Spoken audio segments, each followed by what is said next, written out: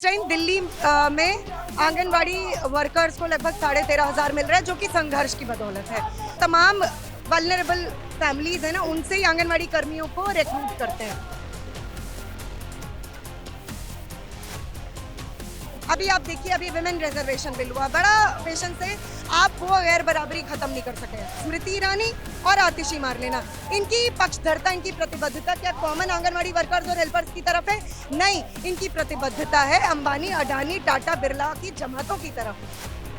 कि आंगनवाड़ी कर्मियों का अगर हम 2024 की बात करें, नंबर 1 दुश्मन फांसीवादी मोदी सरकार है। कोई भी सरकार अगर वाकई में आंगनवाड़ी कर्मियों को एम्प्लॉयमेंट देना चाहती है तो परमानेंट और रेगुलर एम्प्लॉयमेंट दे। मोदी सरकार तानाशाही ला रही है ना, ये जानबूझ के आंगनवाड़ी की पूरी योजना को एक लॉस मेकिंग एंटरप्राइज के तौर पे पेश कर रहे हैं। मोदी जी हर बात पे कहते हैं चीन को जो है मैं आंख दिखाऊंगा, तो अडानी का इतना इन्वेस्टमेंट है चाइना में, वो रोकते क्यों नहीं है? इस टाइम दुश्मन नंबर 1 बीजेपी आरएसएस है, मोदी सरकार है। नमस्कार, मैं हूं तुषार और आप देख रहे हैं सौगंध टीवी। प्रधानमंत्री ने अपने एक वक्तव्य में कहा था कि 80 करोड़ परिवार को वो फ्री अनाज देते हैं। अब इस बात से तो एक बात साबित होता है कि 80 करोड़ देश में गरीब है। अब उन गरीबों की जिंदगी आंगनबाड़ी से किस तरह से जुड़ी हुई है, यह हम सबको पता है। एक बच्चा जब गर्भ में रहता है, वहां से लेके क्लास 1 तक की पढ़ाई आंगनबाड़ी से जुड़ा हुआ है, चाहे वो अनाज हो या फिर पढ़ाई लिखाई हो। आंगनबाड़ी की जो महिलाएं हैं वो हमारे देश में काफी अहम भूमिका निभाती हैं।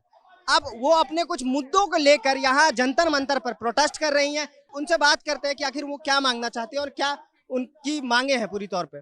देश में तो आंगनवाड़ी वर्कर्स और हेल्पर्स जो हैं उनके तमाम संघर्ष चले ही हैं। आज तो यहाँ जंतर मंतर पे देश के अलग अलग राज्यों से कई आंगनवाड़ी कर्मी इकट्ठा हुए हैं। हमारी union Delhi state anganwadi workers and helpers union, हम लोग तो 2015 से ही तमाम मांगों को लेकर संघर्षरत हैं। पिछले साल भी 2022 में हमने 38 दिन की हड़ताल लड़ी, जिसके बाद केजरीवाल सरकार को झुक के जो है वो मानदेय की बढ़ोतरी करनी पड़ी। और इस टाइम दिल्ली में आंगनवाड़ी वर्कर्स को लगभग 13,500 मिल रहा है, जो कि संघर्ष की बदौलत है। लेकिन मानदेय बढ़ोतरी कर देने से सरकारें अपनी जिम्मेदारी से पल्ला नहीं झाड़ सकती है। और ये भी हम देखें तो ये तो केजरीवाल सरकार ने किया, राज्य सरकार ने किया। अभी अगर हम केंद्र सरकार पे फोकस करें, क्योंकि हमें ये नहीं भूलना चाहिए कि ICDS, integrated child development scheme, जिसके तहत आंगनवाड़ियां फंक्शन करती हैं, वो एक सेंट्रल गवर्नमेंट की स्कीम है जिसमें वो स्टेट गवर्नमेंट्स के साथ कोलैबोरेट करते हैं। और जो इनका मानदेय है वो तो 50-50 या 60-40 के रेशो में आता है। लेकिन सबसे बड़ी बात जो कि आप कह सकते हो कि आंगनवाड़ी कर्मियों के साथ और तमाम स्कीम वर्कर्स के साथ, जिसमें आशाज आते हैं, मिड डे मील वर्कर्स आते हैं, ये एक बहुत बड़ा फ्रॉड है। क्यों फ्रॉड है? 1975 में आंगनवाड़ी की स्कीम चालू होती है और आंगनवाड़ी जो कर्मी हैं उनको सरकार गरीबों के बीच से ही, जो तमाम वल्नरेबल फैमिलीज है ना, उनसे ही आंगनवाड़ी कर्मियों को रिक्रूट करते हैं। और रिक्रूट करने के बाद वो बोलते हैं कि आपको गरीबों के बच्चों को जो है न्यूट्रिशन देना है, जो कि सड़ा हुआ होता है, एकदम बिलो स्टैंडर्ड होता है। और वो कहते हैं आपको प्री फॉर्मल एजुकेशन देना है। यानी आप क्या कर रहे हो? आप 2 डिपार्टमेंट्स का काम आंगनवाड़ी कर्मियों से करवा रहे हो, जो कि एम्प्लॉइज नहीं है, जो कि मजदूर भी नहीं, वो किसी लेबर लॉ के अंडर नहीं आते हैं। यानी सरकारें 1975 से ही, क्योंकि तब तो भारत में स्थिति इतनी गंभीर थी कि अगर वो आंगनवाड़ी स्कीम को लागू नहीं करते तो भुखमरी की नौबत थी। लेकिन आज भी स्थिति कोई बेहतर नहीं है। लेकिन सच्ची बात यह है कि आंगनवाड़ी कर्मियों से न सिर्फ न्यूट्रिशन और प्री फॉर्मल एजुकेशन का काम होता है, बल्कि बीएलओ का काम, इलेक्शन में कैनवसिंग का काम, वैक्सीनेशन का काम, सेंसस का काम, आधार का काम, जानवरों के सर्वेज का काम आप इनसे करवाते हो और आप इनका यूज करते हो इलेक्शंस के टाइम पर। तो इसमें जो सबसे बड़ी कल्प्रिट है, जाहिरा तौर पे वो केंद्र सरकारें हैं, क्योंकि केंद्र सरकारों ने ही इस योजना को बनाया। पहले इंदिरा गांधी की सरकार, कांग्रेस की सरकार ने बनाया। लेकिन 2014 के बाद से हम देख रहे हैं कि कैसे आंगनवाड़ी कर्मियों के हकों पर, आमतौर पे भी मजदूरों के हकों पर तो ये सरकार कुठाराघात कर रही है, लगातार हमला बोला जा रहा है। लेकिन अभी आप देखिए, अभी विमेन रिजर्वेशन बिल हुआ, बड़ा मजेदार है ना। आईसीडीएस का जो ये WCD मिनिस्ट्री है, women and child development ministry, इसमें मिनिस्टर कौन है? एक स्त्री है। दिल्ली सरकार की मिनिस्टर कौन है? एक स्त्री है, आतिशी मारलेना।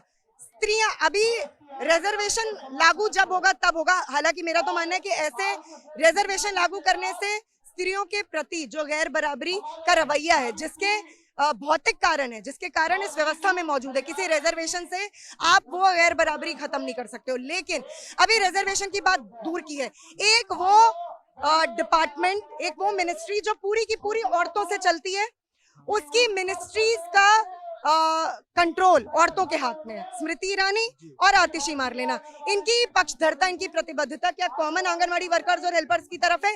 नहीं, इनकी प्रतिबद्धता है अंबानी, अडानी, टाटा, बिरला की जमातों की तरफ। इसलिए हमें ये भी समझना पड़ेगा कि कौन सी स्त्री आज आंगनवाड़ी कर्मियों के मसले पर बोलेगी, कौन से नेता आज आंगनवाड़ी कर्मियों के मसले पर बोलेंगे। जैसे कि मोदी जी क्लेम करते हैं कि वो चाय वाले थे, हालांकि ये क्या करें इस पे, ये इतना बड़ा जुमला था, वो कितना ही हम इस पर बात करें। लेकिन इससे भी ये समझ में आता है कि खास तौर पे 2014 के बाद से जो अटैक्स हुए हैं, और हम देख रहे हैं कि इन्होंने, मोदी सरकार ने 2017 में घोषणा की थी कि हमने आपका 1500 और 750 रुपए का जो आपका वो है वो बढ़ा दिया, मानदेय बढ़ा दिया। अब इसी टाइम में इस सरकार ने अपने जो इनके जिगरी दोस्त हैं मिस्टर अडानी एंड अंबानी, उनके सारे कर्जे माफ कर दिए। तमाम बड़े पूंजीपतियों को के जो आप कह सकते हो कि उनको जमीनें, उनको पानी, उनको बिजली मुफ्त में बांटने का काम किया, सब कुछ किया। लेकिन आंगनवाड़ी कर्मियों को दिया 1500 और 750 रुपए का तोहफा। और हमारी आंगनवाड़ी कर्मियां, एक क्योंकि राजनीतिक चेतना की कमी की वजह से, और जो तमाम संगठन के भी इनके बीच में आते हैं, उनके खुद ही लिंक्स बीजेपी या चुनावबाज पार्टियों से होते हैं, वो ये मसले नहीं उठा सकती है। इसलिए आज हमें ये बात समझनी पड़ेगी कि पहले तमाम देश के मजदूरों के साथ ही आंगनवाड़ी कर्मियों का, अगर हम 2024 की बात करें, नंबर 1 दुश्मन फांसीवादी मोदी सरकार है।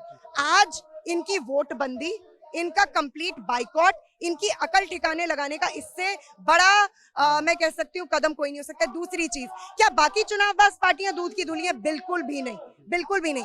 लेकिन आज हमारे देश के मेहनत कशों को, आंगनवाड़ी कर्मियों को, मजदूरों को समझना पड़ेगा कि अपने रियल इश्यूज पर ऐसी गोलबंदी करो, ऐसा जुझारू जन संघर्ष खड़ा करो कि 2024 में जो सत्ता में आए उसको आपकी मांगे मानने के लिए मजबूर होना पड़े। देखिए, पहले मुझे लगता है कि सरकारों ने, चाहे वो 1975 में जब कांग्रेस की भी सरकारें थी, तो इनको कोई काम देने की मंशा से नहीं किया था। एक सोशल अनरेस्ट की सिचुएशन थी।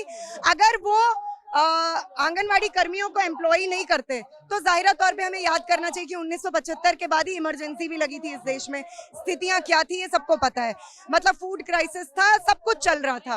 तो इस मंशा से तो नहीं किया। मेरा मानना ये है कि कोई भी सरकार अगर वाकई में आंगनवाड़ी कर्मियों को एम्प्लॉयमेंट देना चाहती है तो परमानेंट और रेगुलर एम्प्लॉयमेंट दे।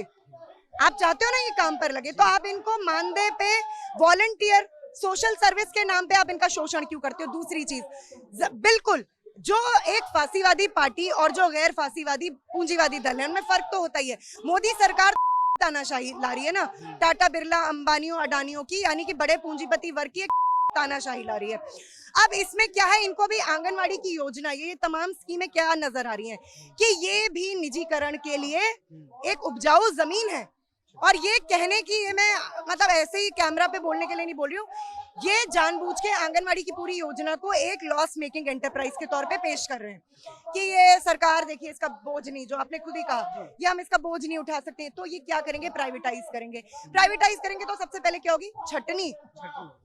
आज 28 लाख आंगनवाड़ी कर्मी पूरे देश में काम करे। अब आप समझ लीजिए कि अगर प्राइवेटाइजेशन होगा, लेकिन यही सवाल है कि 28 लाख, जिस तरह से आपने कहा कि इतनी संख्या होने के बाद भी, और इतना बड़ा नेटवर्क है महिलाओं का इस पूरे आंगनबाड़ी में, जिस प्रकार से हम देख रहे हैं कि हर राज्य से लगभग महिलाएं यहाँ पे आई हैं, बावजूद इसके जो इनकी जो मांगे वो सुनी नहीं जाती, इग्नोर क्यों की जाती है, जबकि 50% इनकी जो जनसंख्या है उसके बाद भी। देखिए, उसका मुझे सबसे बड़ा कारण राजनीतिक लगता है, इसलिए कि तमाम आंगनवाड़ियों को जो लीड करने वाली यूनियंस हैं या फेडरेशंस हैं, उनका खुद ही अफिलिएशन चुनावबाज पार्टियों से है।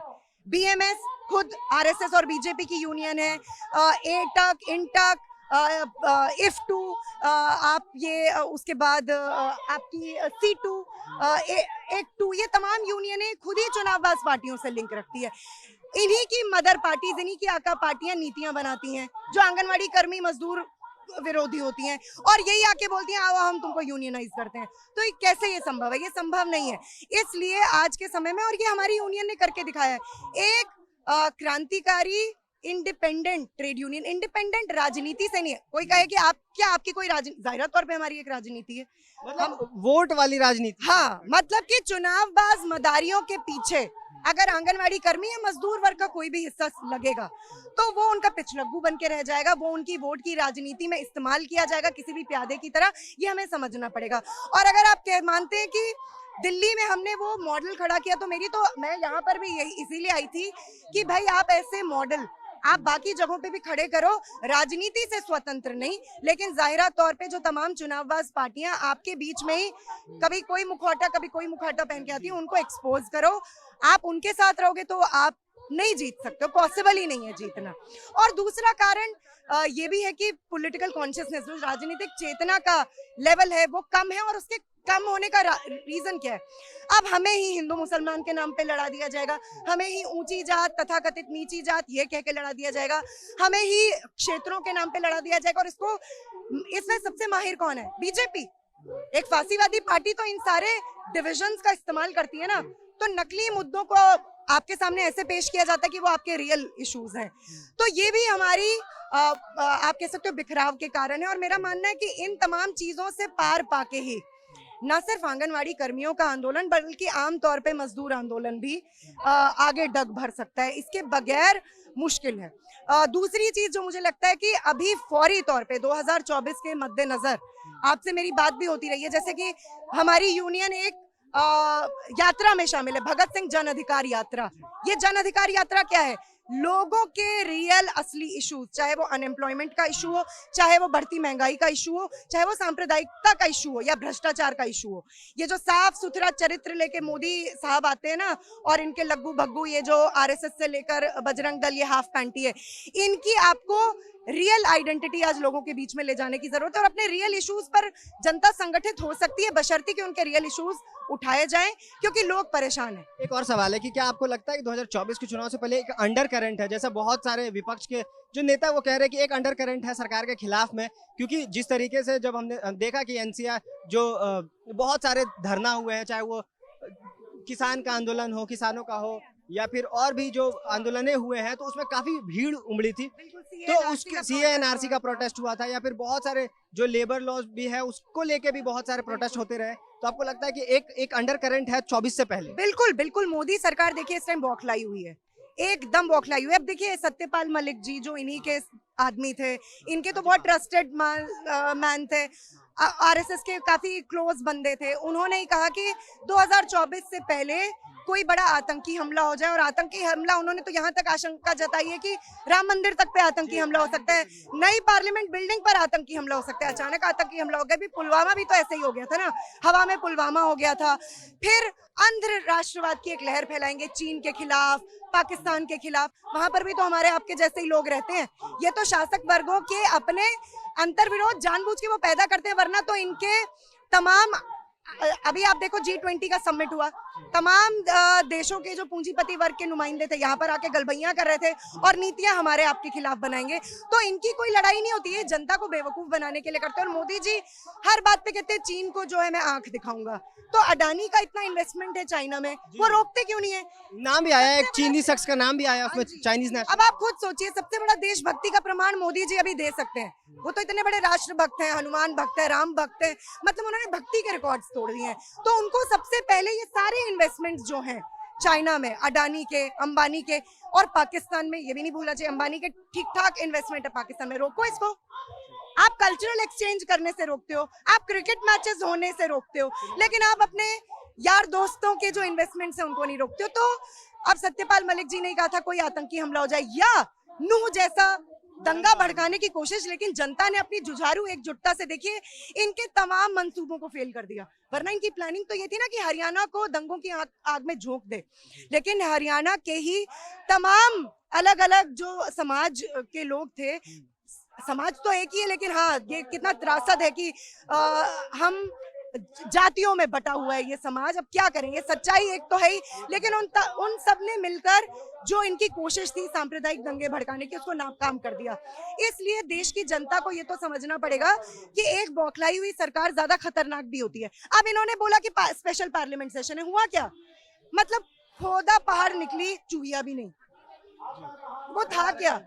वो मतलब क्या था उसमें? तो महिला आरक्षण बिल तो अभी 29 तक लागू ही नहीं होना है।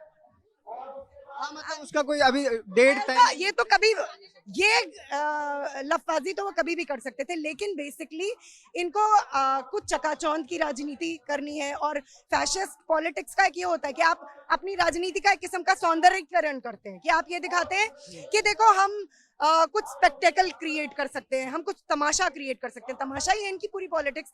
लेकिन ये बौखलाई हुई है डेफिनेटली, और एक अंडर करंट के तौर पे ये एक वो है। लेकिन वही मैं फिर से वही बात रिपीट करूंगी, चाहे इंडिया अलायंस जीते या कोई और सरकार जीते, मेन बात यह है जनता जब तक अपने मसलों को लेकर जुझारू जन एकजुटता और एक ऐसा mass movement, country wide mass movement खड़ा नहीं करती अपने रियल इश्यूज पे, तब तक देखिए हम लोग, कोई भी आएगा हमें बरगला ले जाएगा। मेन चीज ये है कि अगर ये इश्यूज पर हम लोग मोबिलाइज होते हैं, ऑर्गेनाइज होते हैं, तो आने वाली कोई भी सरकार होगी उस पर हम प्रेशर बना सकते हैं, उसको हम झुका सकते हैं। लेकिन हाँ, इन सब के बावजूद ये मैं कहने से बिल्कुल गुरेज नहीं करूंगी कि इस टाइम दुश्मन नंबर 1 बीजेपी आरएसएस है, मोदी सरकार है।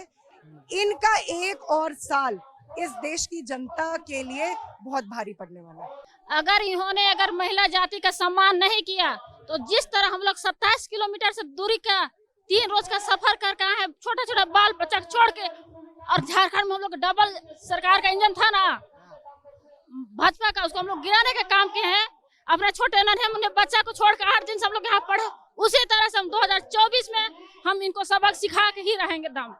ये हम लोग का चैलेंज है, और ये महिला को स्मृति ईरानी का भी चैलेंज देते हैं कि ये समझ जाए समय रहते हुए, यानी हम लोग इसको बहुत भारी महंगा पड़ने वाली है। ये आपका चैनल से हम उसको आश्वस्त करना चाहते हैं। तो जैसा कि आपने देखा कि यहाँ आंगनबाड़ी की महिलाएं यहाँ पे मौजूद है अपनी मांगों के साथ, और काफी रोष में नजर आ रही हैं। और सबकी जो मांग है यही है कि मानदेय ना दिया जाए, अब उन्हें वेतन दिया जाए। अब वेतन देके जो वो इतने घंटे काम करती है, सरकार जो होती है वो हर तरीके का काम कराती है, चाहे वो वैक्सीनेशन का काम हो, इवन यहाँ तक कि जो पशु का जो सर्वे होता है, पशुओं का सर्वे तक कराया जाता है इन्हीं से, उसके बाद डिलीवरीज तक इन्हीं से कराया जाता है। तो इतना काम करने के बावजूद इनकी जो तनख्वाह होती है, किसी राज्य में 6,000 मिलते हैं, किसी में 7,000, 8,000, इसी प्रकार से इनको मानदेय दिया जाता है।